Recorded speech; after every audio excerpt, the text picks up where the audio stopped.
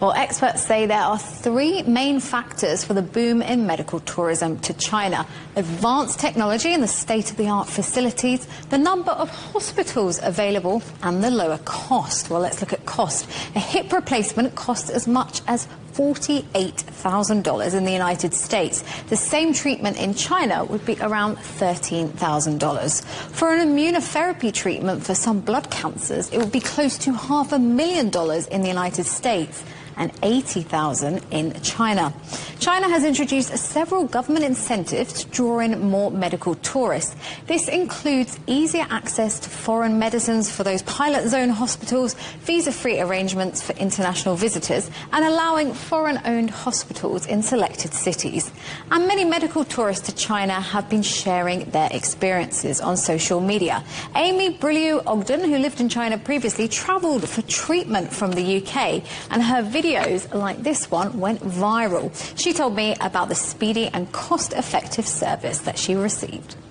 I was in pain, I was worried, I wasn't sure what was going on, and I've been having symptoms for a while.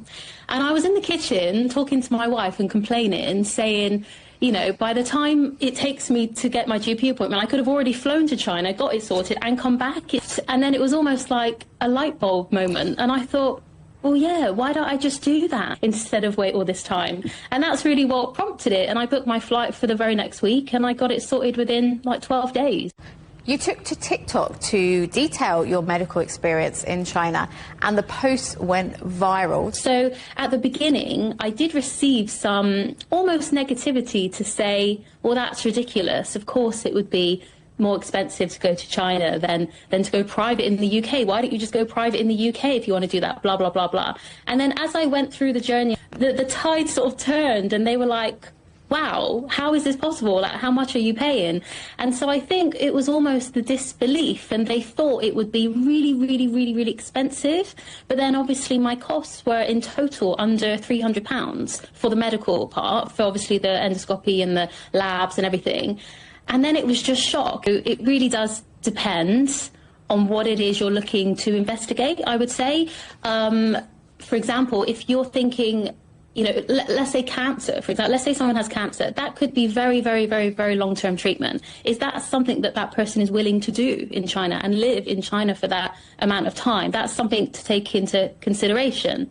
If it was something else, something like me, I had some stomach issues, I wanted an endoscopy, waiting lists are like 9 months, a year, maybe they're not even going to give it to you because they don't think it's severe enough. These types of procedures are very easily accessible. And you were so positive about the experience that you set up your own business offering like a medical concierge type service. We connect people from outside of China to the hospitals and to the doctors, and we facilitate the journey. So we don't give medical advice, and we don't say, oh, you should do this, you should do that, but we basically accommodate them throughout. So they come to me and they say, okay, I'm looking to go to China for XYZ, is that possible? And then what I can do is I can put the options, there are these types of hospitals available, these types of doctors, and when they choose what they want, I then make the appointments. One of my team in Beijing will accommodate them throughout and accompany them through the appointments, translations, and everything like that.